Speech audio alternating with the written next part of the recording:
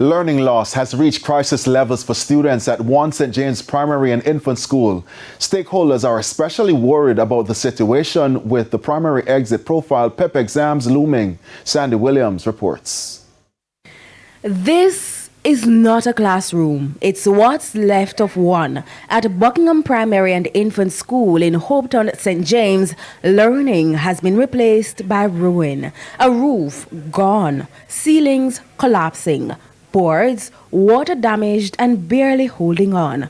Desks and chairs sit abandoned, covered in dust and eaten by rust, as if education itself has been left to decay. Electrical pipes dangle overhead, low, exposed and dangerous, and on the floor a trail of destruction. Books, papers, even clothing piled in one corner. Fragments of a school day frozen in time since Hurricane Melissa.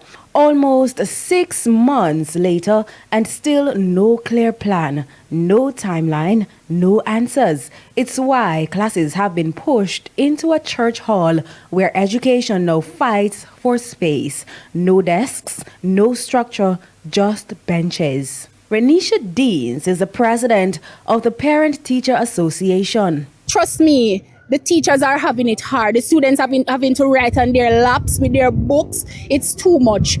With PEP exams just days away, the stakes couldn't be higher. She says the silence from authorities is deafening. There has been nobody coming to speak to us and telling us when the school will be repaired, if it will be repaired.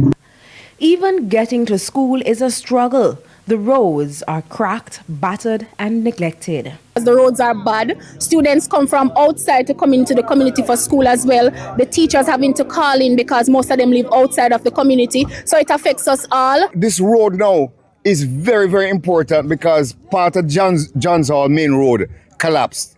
So everything from Upper St. James has to come through here. The road is narrow. The road is awful as you have seen. And now frustration is turning into anger. This community has supported the government, the existing government and Ed Bartlett repeatedly over the last many cycles.